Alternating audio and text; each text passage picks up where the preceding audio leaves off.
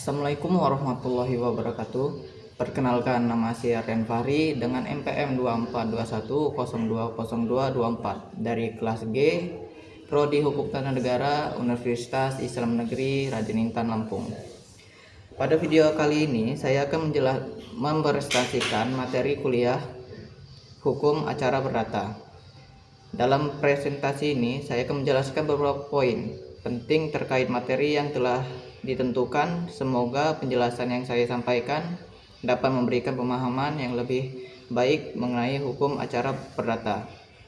Baik, pertama ialah bab 8, yaitu menjelaskan tentang gugatan rekonvensi. Pernahkah Anda membayangkan seorang yang digugat di pengadilan justru balik menggugat lawannya dalam proses yang sama? Itulah yang disebut gugatan rekonvensi. Di bab 8 ini kita akan membahas apa itu gugatan rekonvensi, siapa yang berhak mengajukan, dan apa saja syaratnya.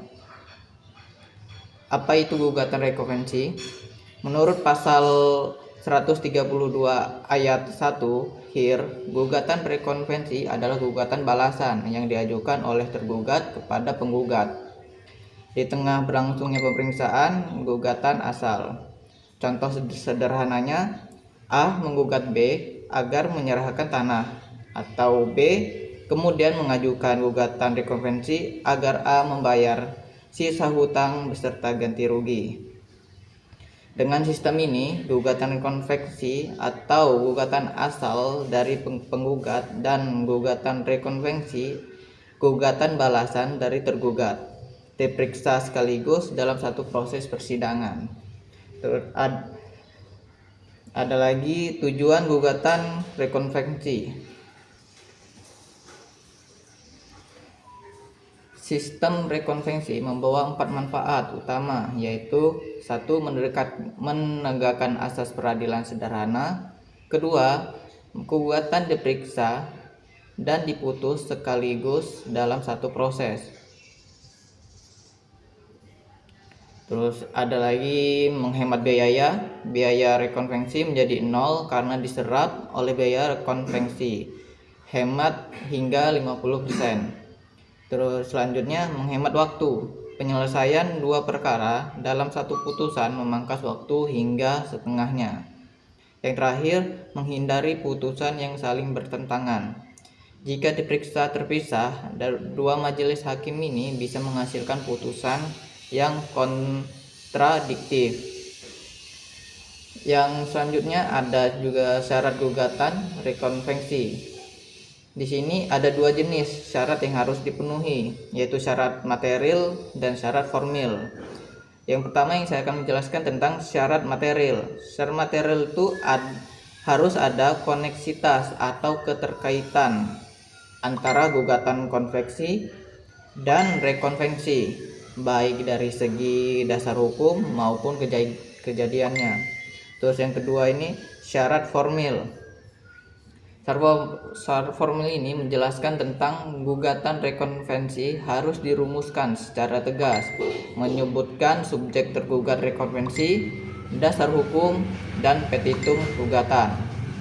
Yang kedua, harus diajukan bersamaan dengan jawaban tergugat, baik secara lisan maupun tertulis, yang tertulis dalam pasal 132B ayat 1 HIR. Yang terakhir, yang dapat ditarik sebagai tergugat rekonvensi hanya penggugat konvensi, atau bisa dibilang juga tidak boleh menarik sesama tergugat konvensi. Selanjutnya ini ada juga dalam larangan mengajukan rekonvensi. Dalam larangan mengajukan rekonvensi ini tidak semua situasi memperbolehkan rekonvensi. Gugatan rekonvensi dilarang apabila yang pertama diajukan kepada kuasa hukum yang bertindak atas nama pemberi kuasa, atau biasa disebut dengan rekonvensi yang harus ditujukan kepada prinsipalnya langsung. Yang kedua, diajukan di luar yurisdiksi pengadilan yang memeriksa gugatan asal. Yang ketiga, terkait dengan perlawanan terhadap eksekusi putusan. Yang terakhir, diajukan pada tingkat banding atau kasasi, atau yang bisa dibilang dengan rekonvensi hanya dapat diajukan di pengadilan tingkat pertama. Yang terakhir dalam bab 8 ini bisa kita ambil dari materi ini ialah gugatan rekonvensi adalah mekanisme hukum yang efisien memberikan hak kepada tergugat untuk memperjuangkan kepentingan tanpa harus membuka perkara baru dengan memahami syarat dan larangannya. Proses beracara dan menjadi lebih adil, hemat, dan terstruktur. Selanjutnya, materi yang kedua yang kita akan menjelaskan tentang bab 9 atau yang kita bisa dibilang dengan materi penyitaan. Dalam materi penyitaan ini, yang bersengketa di pengadilan, namun sebelum putusan dijatuhkan, lawan Anda sudah memindahkan atau menyembunyikan hartanya. Bagaimana cara hukum melindungi Anda? Jawabannya adalah penyitaan. Topik yang akan kita bahas tuntas di bab 9 ini. Apa itu penyitaan? Penyitaan adalah tindakan penempatan harta kekayaan tergugat secara paksa di bawah penjagaan pengadilan berdasarkan perintah resmi hakim. Barang yang disita bisa berupa objek yang disengketakan atau barang yang akan dijadikan alat pembayaran utang tergugat melalui penjualan lelang. Ada 3 sifat yang mendasar penyitaan yang perlu dipahami. Yang pertama itu tindakan eksepsional atau bisa kita bilang bersifat istimewa dan hanya diizinkan undang-undang dalam kondisi tertentu. Yang kedua ini tindakan perampasan. Dari segi HAM, penyitaan setara dengan merampas harta seseorang yang belum tentu bersalah. Yang terakhir ini berdampak psikologis yang dilakukan secara terbuka dan disaksikan publik sehingga merusak nama baik dan kredibilitas tergugat. Yang materi kedua ini tujuan penyitaan. Tujuan utama penyitaan adalah mencegah tergugat memindahkan, mengibah, atau mengalihkan hartanya kepada pihak ketiga selama proses persidangan berlangsung. Setelah diumumkan dan didaftarkan secara resmi sesuai pasal 198 HIR dan pasal 230 RBG, dengan penyitaan meningkat ketentuan larangan yang tegas. Ketentuannya larangan ini ada 2, yaitu tergugat dilarang menjual, menghibahkan, atau memindahkan barang sitaan dalam bentuk apapun. Yang kedua, pelanggaran atas larangan ini berakibat batal demi hukum secara perdata dan dapat diancam pidana penjara berdasarkan 230 KUHP. Yang selanjutnya, prinsip-prinsip pokok penyitaan. Dalam pelaksanaannya, penyitaan ini harus mengikuti sejumlah prinsip, yaitu berdasarkan permohonan. Hakim tidak boleh menyita atas inisiatif sendiri atau harus ada permintaan penggugat baik lisan maupun tertulis. Yang kedua, berdasarkan alasan yang cukup. Ada dugaan tergugat akan menggelapkan hartanya selama proses pemeriksaan. Yang ketiga, penggugat wajib menyebut objek sita secara rinci, jenis barang, lokasi, terus batas-batas, nilai taksiran, hingga nomor rekening atau saham. Yang keempat, dilarang menyita milik pihak ketiga. Penyitaan hanya terbatas pada harta milik tergugat, bukan orang lain. Yang kelima ini mendahulukan barang bergerak. Sita dilakukan terhadap barang bergerak terlebih dahulu. Barang tidak bergerak baru disita jika barang bergerak tidak mencukupi. Yang terakhir ini dilarang menyita barang tertentu, hewan dan perkakas alat pencari nafkah, yang sehari-hari tidak boleh disita. Ini tertulis dalam pasal 197 HIR. Terus selanjutnya di sini ada macam-macam sita. Hukum perdata mengenal 3 jenis penyitaan, yaitu 1. Sita revindikasi diajukan oleh pemilik sah terhadap barang bergerak miliknya yang dikuasai orang lain tanpa hak. Tujuannya agar barang dikembalikan kepada pemilik yang berhak, contohnya barang yang dipinjam namun tidak dikembalikan, atau barang yang dijual namun pembeli belum melunasi pembayarannya. Yang kedua, sita jaminan. Tindakan menyita harta tergugat bukan untuk diserahkan kepada penggugat, melainkan sebagai jaminan pembayaran utang atau ganti rugi. Jika tergugat tidak membayar secara sukarela, setelah putusan, harta sitaan dijual atau dilelang untuk melunasi kewajibannya. Yang terakhir ini ada sita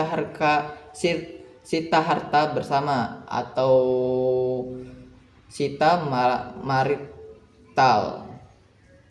Diterapkan dalam perkara penceraian atau pembagian harta bersama untuk menjaga keutuhan dan nilai harta bersama suami istri sampai ada putusan pengadilan yang berkekuatan hukum tetap.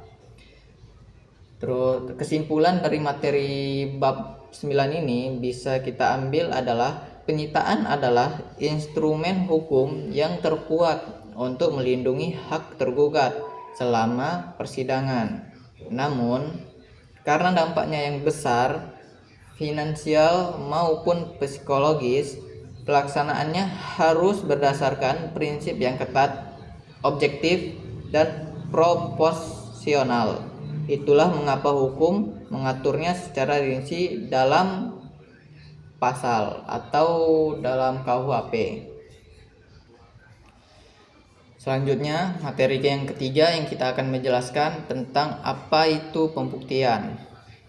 Di persidangan perdata, siapa yang menang dan kalah ditentukan oleh satu hal, yaitu bukti. Tidak cukup hanya mengklaim sesuatu, setiap dalil harus dibuktikan secara yuridis atau di hadapan hakim. Di bab 10 ini kita akan membahas sistem pembuktian dalam hukum acara perdata Indonesia, mulai dari prinsip dasar, beban pembuktian, hingga 5 alat bukti yang diakui hukum. Yang pertama, apa itu pembuktian? Pembuktian adalah penyajian alat-alat bukti yang sah menurut hukum kepada hakim yang memeriksa perkara, guna memberi kepastian tentang kebenaran peristiwa yang dikemukakan para pihak. Dalam hukum acara perdata, pembuktian bersifat mencari kebenaran formil. Artinya, hakim hanya mempertimbangkan fakta-fakta yang diajukan oleh para pihak di persidangan, bukan mencari kebenaran sendiri di luar persidangan. Yang kedua ini ada prinsip umum pembuktian. Ada 4 prinsip utama yang menjadi landasan sistem pembuktian perdata, yaitu yang pertama, hakim bersifat pasif, hanya menerima dan memeriksa apa yang diajukan penggugat dan tergugat. Ia tidak boleh mencari bukti di luar yang disodorkan para pihak. Yang kedua, putusan harus berdasarkan pembuktian fakta. Hakim tidak boleh memutus perkara tanpa bukti. Gugatan dikabulkan atau ditolak berdasarkan fakta-fakta yang terbukti, bukan asumsi. Yang ketiga ini, tidak semua fakta perlu dibuktikan. Ada 4 fakta yang dikecualikan dari kewajiban pembuktian. Yang pertama, hukum positif. Tidak perlu dibuktikan karena hakim dianggap mengetahuinya. Yang kedua, fakta notoir atau fakta yang sudah diketahui umum, seperti api itu panas, bendera RI itu merah putih. Yang ketiga itu fakta tidak dibantah atau secara logis dianggap benar. Yang terakhir ini ada fakta yang ditemukan hakim salah dalam saat persidangan, yaitu sudah diketahui oleh hakim. Terus selanjutnya ini ada hak pengajuan bukti lawan. Pihak tergugat berhak mengajukan bukti lawan atau Tegenbewis untuk membantah dan melumpuhkan dalil penggugat. Beban pembuktian menjawab pertanyaan siapa yang wajib membuktikan. Pedomannya utamanya diatur dalam pasal 163 HIR dan pasal 1865 KUH Perdata yang menyatakan barang siapa mendalilkan suatu hak atau fakta wajib membuktikannya. Dengan demikian, penggugat wajib membuktikan dalil gugatannya. Terus tergugat wajib membuktikan bantahannya jika ia mendalilkan suatu fakta penyangkalan. Penetapan beban pembuktian yang salah oleh pengadilan dapat dijadikan alasan kasasi ke Mahkamah Agung. Yang selanjutnya ini ada juga batas minimal pembuktian. Hukum menetapkan bahwa alat bukti harus mencapai batas minimal agar memiliki kekuatan pembuktian yang cukup. Kuncinya bukan pada kuantitas alat bukti, melainkan kualitasnya, yaitu memenuhi syarat formil dan material. Salah satu prinsip penting yaitu satu saksi bukanlah saksi unus testis nullus testis, atau dalam keterangan satu saksi saja tidak cukup, harus minimal 2 saksi atau dikombinasikan dengan alat bukti lain. Terus yang selanjutnya 5 alat bukti yang sah. Alat bukti dalam hukum acara perdata diatur secara numeratif terbatas dalam pasal 1866 KUH Perdata dan pasal 165 HIR. Ada 5 jenis alat bukti. Yang pertama, alat bukti tertulis atau tulisan. Alat bukti tulisan atau alat bukti utama dalam perkara perdata. Syarat sahnya adalah tanda tangan. Terdapat 3 jenis. Akte autentik atau dibuat di hadapan pejabat berwenang yang biasa kita sebut dengan notaris, memiliki kekuatan pembuktian sempurna dan mengikat. Yang kedua ini akte bawah tangan, dibuat sendiri oleh pihak tanpa pejabat. Kekuatan pembuktian tergantung pengakuan pihak lawan. Yang ketiga, akte pengakuan sepihak atau yang berisi pernyataan sepihak, misalnya surat pengakuan utang. Yang kedua ini saksi, diatur dalam pasal 1895 KUH Perdata. Pembuktian dengan saksi diperkenankan dalam segala hal yang tidak dikecualikan undang-undang. Syarat saksi yang sah meliputi 1. Cakap atau tidak termaksud keluarga sedarah, suami istri, anak di bawah 15 tahun atau orang gila. Yang kedua ini memberikan keterangan di sidang secara langsung di pengadilan. Yang ketiga ini diperiksa satu persatu, tidak boleh sekaligus. Yang keempat ini mengucapkan sumpah, wajib bersumpah menurut agamanya sebelum bersaksi. Yang terakhir, keterangan saling bersesuaian dengan alat bukti lain. Yang ketiga ini persangkaan, diatur dalam 1915 KUH Perdata, adalah kesimpulan yang ditarik oleh undang-undang atau hakim dari suatu peristiwa yang diketahui umum ke arah suatu peristiwa yang tidak diketahuinya. Ada 2 jenis, yaitu persangkaan undang-undang yang berdasarkan ketentuan UU tertentu. Yang kedua ini persangkaan hakim berdasarkan fakta-fakta yang terbukti di persidangan. Hakim bebas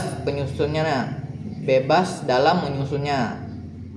Yang keempat ini pengakuan. Pengakuan adalah pernyataan salah satu pihak yang mengakui kebenaran dalil pihak lawan, baik sebagian maupun seluruhnya. Dapat dilakukan oleh penggugat atau tergugat secara lisan atau tertulis, tegas maupun diam-diam.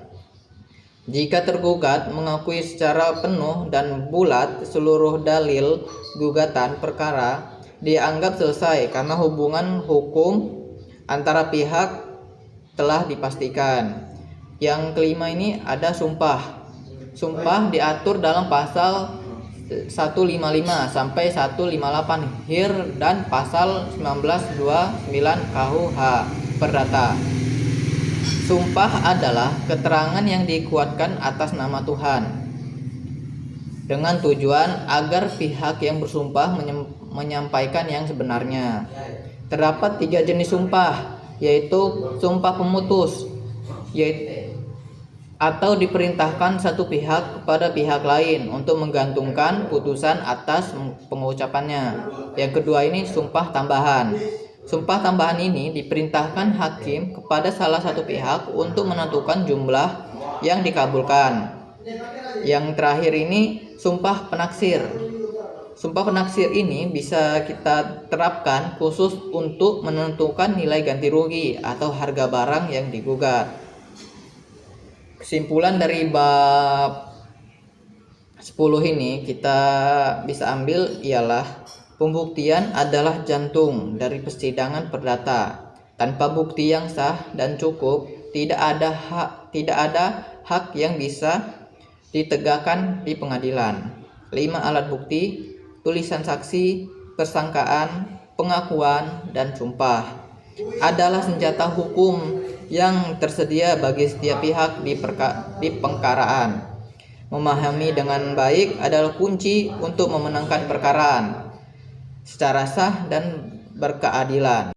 Selanjutnya kita akan membahas materi yang keempat yang tertulis dalam bab 11, yaitu putusan pengadilan dan upaya hukum. Setelah melalui proses panjang, gugatan, jawaban, replik, duplik, pembuktian, hingga konlusi, tibalah saatnya hakim mengucapkan sesuatu yang paling ditunggu-tunggu, yaitu para pihak, putusan.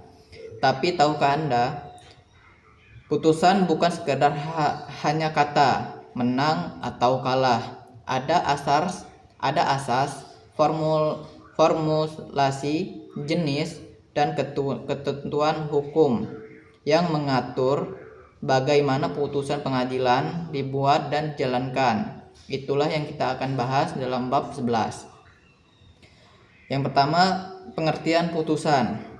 Putusan pengadilan dijatuhkan setelah seluruh tahap pemeriksaan perkara selesai, mulai dari jawaban tergugat dalam pasal 121 HIR, replik penggugat dalam pasal 115 RF, duplik tergugat, pembuktian, hingga konlusi sesuai pasal 178 HIR dan pasal 189 RBG.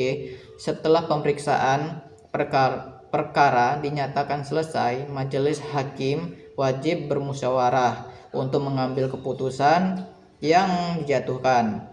Putusan inilah yang menentukan nasib, hak, dan kewajiban para pihak yang bersengketa. Yang kedua, ada asas putusan. Agar putusan tidak mengandung cacat hukum, ada 4 asas wajib yang harus ditegakkan, sebagaimana yang diatur dalam pasal 178 HIR, pasal 18 RBG, dan pasal 19 UU nomor 4 tahun 2004. Yang pertama, 1. Memuat dasar alasan yang jelas dan rinci.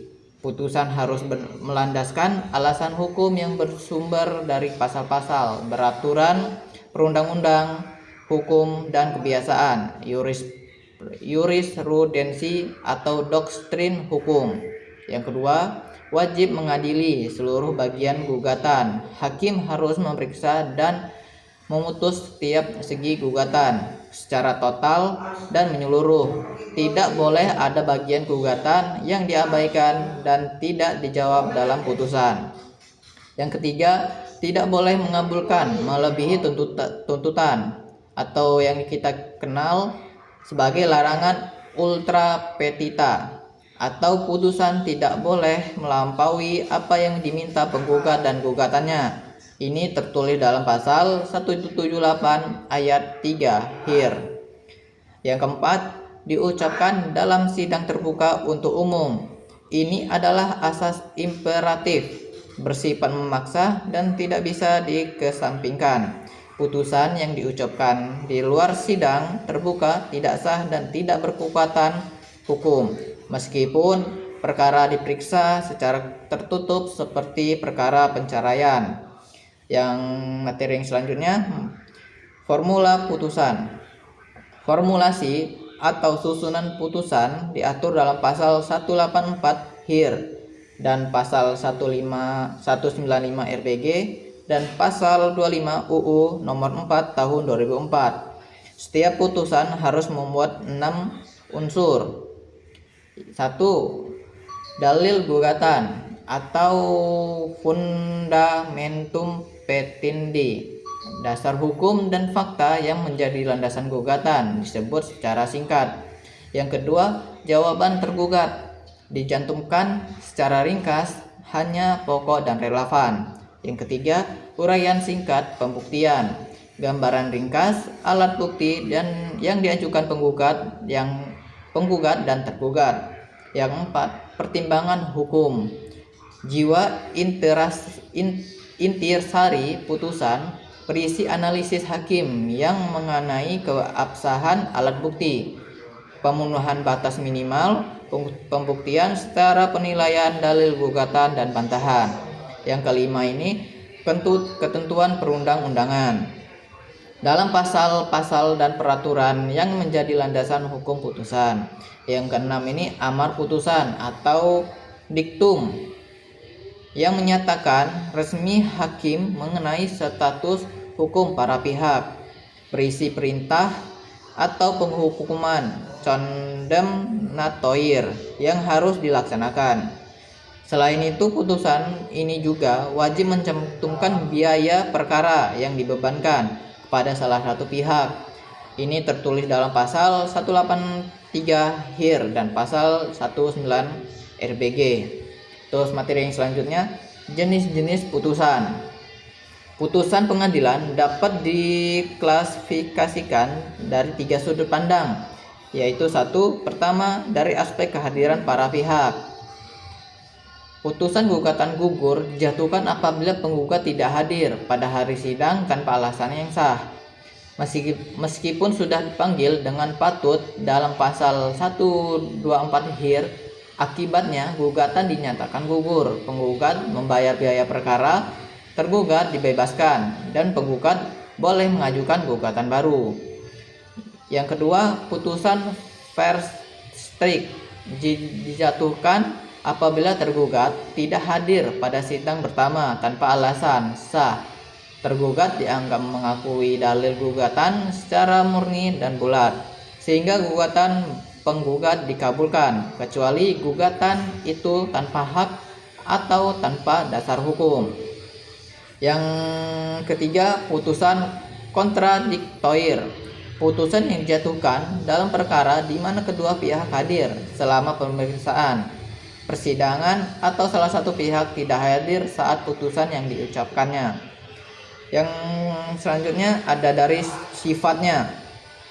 Putusan kondemnatoir, putusan yang menghukum salah satu pihak untuk membayar, menyerahkan, membongkar, dan membagi sesuatu. Ini adalah jenis putusan yang paling umum dalam perkara perdata. Selain kondemnatoir, dikenal pula putusan deklaratif atau yang menyatakan status hukum, dan konstitutif yang menciptakan atau menghapus hubungan hukum. Yang ketiga, ada dari saat penjatuhannya. Yang pertama, putusan sela, putusan antara yang dijatuhkan sebelum putusan akhir. yang berisi perintah para pihak untuk memudahkan hakim menyelesaikan pemeriksaan perkara. Yang kedua ini putusan akhir, tindakan hakim sebagai penguasa atau pelaksanaan kekuasaan kehakiman untuk menyelesaikan dan mengakhiri sengketa secara definitif. Yang terakhir, materi putusan yang dapat dijalankan lebih dahulu. Secara umum, putusan baru dapat dijalankan setelah berkekuatan hukum tetap. Namun hakimnya berwenang menjatuhkan putusan yang dapat dieksekusi lebih dahulu, meskipun masih ada perlawanan atau banding, apabila memenuhi syarat dalam pasal 180 HIR dan pasal 191 RPG yang mencantumkan satu, gugatan didasarkan atas akte autentik. Kedua, gugatan didasarkan atas akte bawah tangan yang diakui dan dianggap diakui karena putusan verdict. Yang ketiga ini ada gugatan didasarkan pada putusan pengadilan yang telah berkekuatan hukum tetap.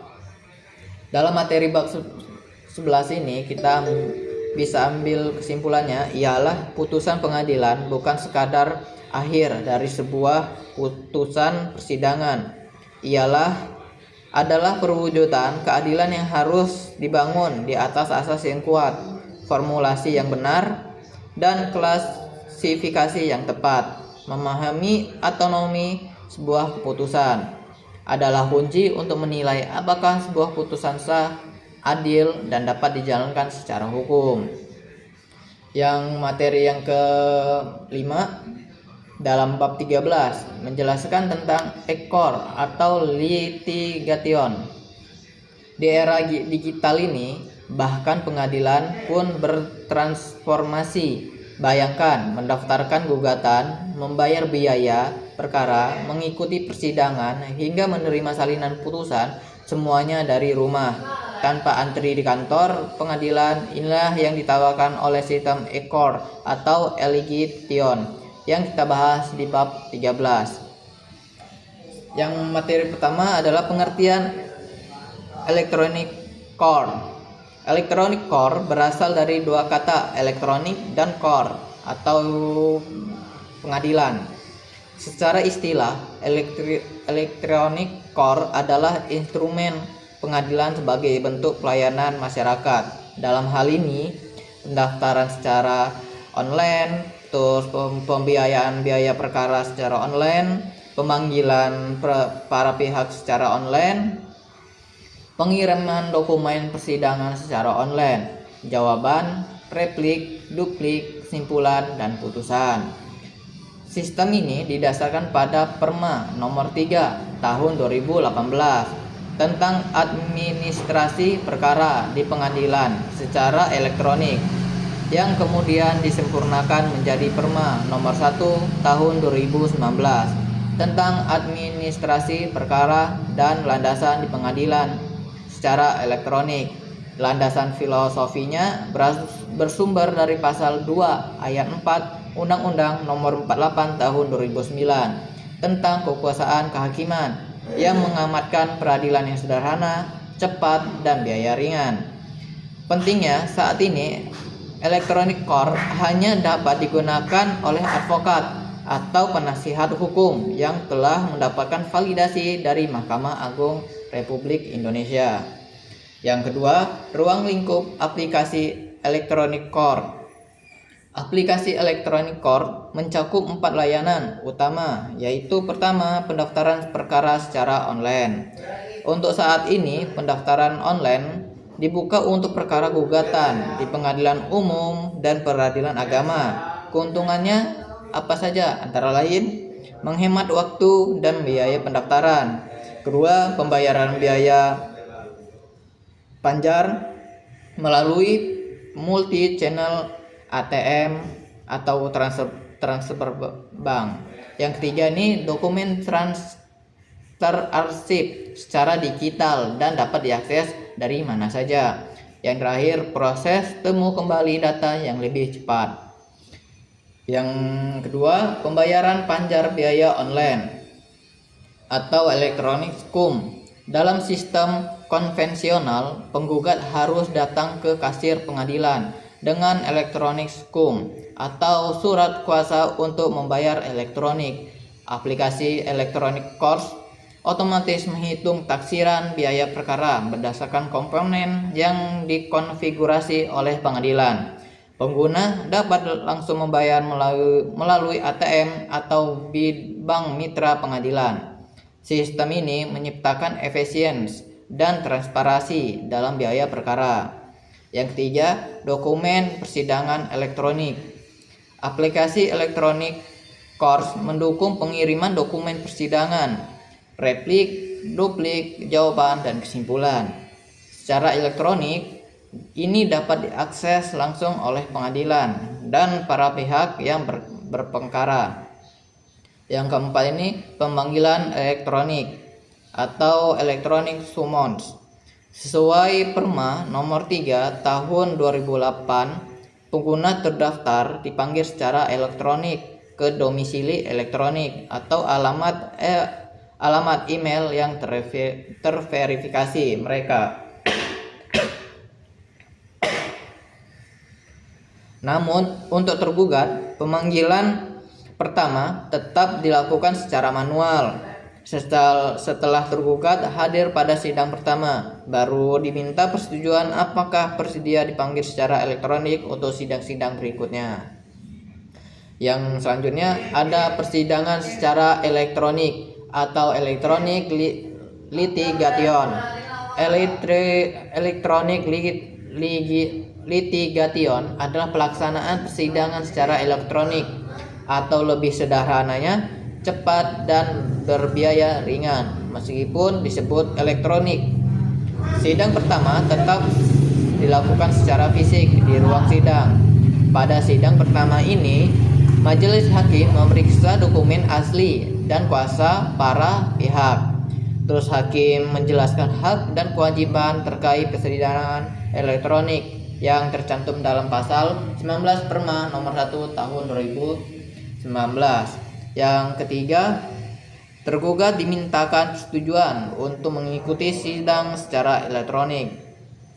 Secara persetujuan diberikan proses jawab-menjawab, pembuktian, dan kesimpulan berlangsung secara sesuai jadwal yang disepakati melalui court kalender. Yang terakhir ini ada court kalender. Court kalender adalah kalender jadwal persidangan elektronik yang disepakati para pihak dan ditetapkan majelis hakim. Fungsinya ialah menjadi pengingat jadwal dan agenda setiap tahap persidangan, mengatur jadwal penyampaian jawaban, replik, duplik, pembuktian hingga kesimpulan secara teratur. Apabila pihak tidak menepati jadwal, ketua majelis memberikan kesempatan sekali lagi dan menetapkan ulang jadwal atau reschedule. Untuk perkara yang diputus vertak atau yang tergugat tidak hadir, court kalender tidak diperlukan karena persidangan hanya dilakukan secara manual. Terus yang materi selanjutnya, pemeriksaan saksi via audio visual atau salinan putusan elektronik. Putusan saksi atau ahli via telekonferensi. Jika saksi berada di luar hukum pengadilan pemeriksaan saksi dapat dilakukan melalui media komunikasi audio visual, sehingga semua pihak saling melihat dan mendengar secara langsung. Apabila koneksi internet terganggu hingga interaksi tidak berjalan baik, pemeriksaan harus diulangi pada waktu yang ditetapkan oleh hakim. Salinan putusan elektronik. Setelah putusan dibacakan di sidang terbuka, ketua majelis mengupload putusan ke sistem SIP atau panitera mencetak salinan putusan, lalu salinan pengganti mengupload ke elektronik court, dan putusan dikirim dalam format PDF ke domisili elektronik yang para pihak. Penerimaan salinan ini menjadi dokumen resmi bahwa putusan telah disampaikan dan tenggang waktu 14 hari untuk mengajukan upaya hukum yang dihitung sejak tanggal penerimaan tersebut. Dalam kesimpulan bab 13 ini, sistem elektronik core dan elektronik litigation bukan sekadar inovasi teknologi. Ini adalah wujud nyata asas peradilan sederhana, cepat, dan berbiaya ringan yang diamanatkan konstitusi, dari mendaftar perkara hingga menerima salinan putusan. Semuanya kini dapat dilakukan secara digital. Memahami sistem ini adalah bekal penting bagi siapapun yang ingin memanfaatkan akses keadilan di Indonesia secara efisien dan yang di era modern ini. Yang terakhir ini ada materi ke-6, yaitu materi 14. Dalam materi 14 ini praktek pembuatan dokumen-dokumen persidangan perdata. Dalam praktek pembuatan dokumen-dokumen persidangan perdata ini ada strukturnya, yaitu 1. Surat gugatan. Poin utamanya, surat gugatan adalah dokumen pembuka perkara perdata yang dibuat oleh penggugat atau kuasa hukumnya yang ditujukan kepada ketua pengadilan negeri. Terus struktur surat gugatan. 1. Identitas para pihak, nama, alamat penggugat dan tergugat. Terus yang kedua ini posita atau fundamentum petindi, uraian fakta dan dasar hukum. Yang ketiga ini petitum atau tuntutan yang diminta kepada hakim. Contoh dalam kasus bab ini adalah sengketa saham PTX. Para penggugat pemegang saham 35% dan 25% menggugat karena saham mereka dialihkan tanpa izin melalui RUPS luar biasa tanggal 18 April 2013. Dasar hukum pasal 1365 KUHP Perdata, perbuatan melawan hukum. Hal yang digugat, pembatalan akte-akte RUPS yang dibuat secara melawan hukum, pemulihan status kepemilikan saham, dan ganti rugi materi dan imaterial. Yang selanjutnya adalah jawaban atau eksepsi dan rekonveksi. Jawaban tergugat ialah dokumen respon dari pihak tergugat, terdiri dari eksepsi atau keberatan formal plus jawaban pokok perkara. Yang tiga ini ada eksepsi, 3 jenis utama. Jenisnya ada 3, yaitu eksepsi kompetensi, yaitu keberatan atas kewenangan pengadilan. Yang kedua ini eksepsi error in persona pihak, yang digugat salah atau tidak tepat. Yang tiga ini eksepsi of course libel atau gugatan kabur atau tidak jelas. Terus yang kedua ini rekonveksi, gugatan balik. Tergugat mengajukan gugatan balik kepada penggugat dalam satu perkara. Tergugat menjadi penggugat rekonveksi. Contoh, tergugat menuntut pembatalan akte pendirian dan pemblokiran rekening. Contoh eksepsi dalam bab ini, error in persona, hubungan hukum terjadi antara dua badan hukum, PTX versus PTL, bukan pribadi. Terus yang selanjutnya, kompetensi, domisili hukum para pihak di luar yurisdiksi PN yang dituju. Terus selanjutnya materi yang selanjutnya, replik dan duplik, alur pertukaran dokumen. Penggugat adalah gugatan, tergugat adalah jawaban. Penggugat adalah replik atau tanggapan atas jawaban. Tergugat adalah duplik atau tanggapan atas replik. Replik, penggugat menanggapi dan mempertegas dalil-dalilnya, menolak eksepsi tergugat satu persatu, memperkuat posita dengan fakta-fakta tambahan. Duplik, tergugat mempertegas jawaban dan ekspresinya, menolak dalil-dalil baru dalam replik, memperkuat dasar rekonvensi. Poin pentingnya Replik dan duplik ini bersifat terbatas, hanya menanggapi bukan menambah dalil baru secara bebas. Yang kedua ini dokumen wajib sistematis mengikuti nomor posita gugatan. Selanjutnya ada alat bukti tertulis. Dasar hukum pasal 164 HIR ada 5 bukti dalam perdata, yaitu bukti surat, bukti saksi, persangkaan, pengakuan, dan sumpah. Terus dalam bukti tertulis atau surat, cara mengajukan bukti diberi kode bukti P1 atau P2 penggugat. Bukti T1 dan T2 itu adalah tergugat. Diserahkan kepada majelis hakim disertai pengantar resmi yang ditandatangani kuasa hukum yang bersangkutan. Terus sita jaminan atau konservator beslak.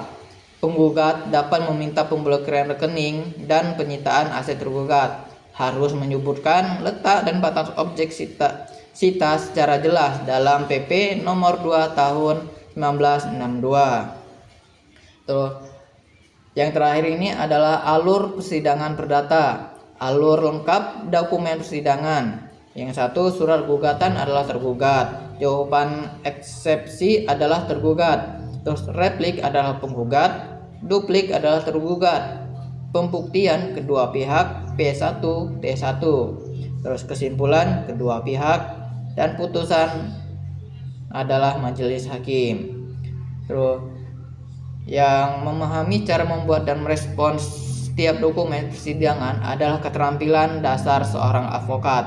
Setiap dokumen memiliki fungsi strategis dalam membangun dan membantah suatu perkara.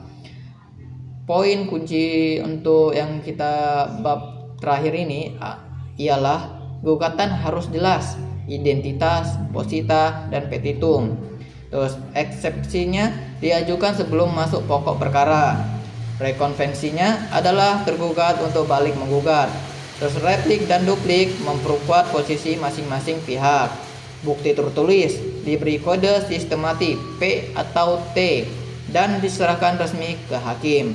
Yang terakhir ini dasar hukum utama, yaitu melalui KUHP Perdata atau HIR atau RPG atau UU PT nomor 40 tahun 2007.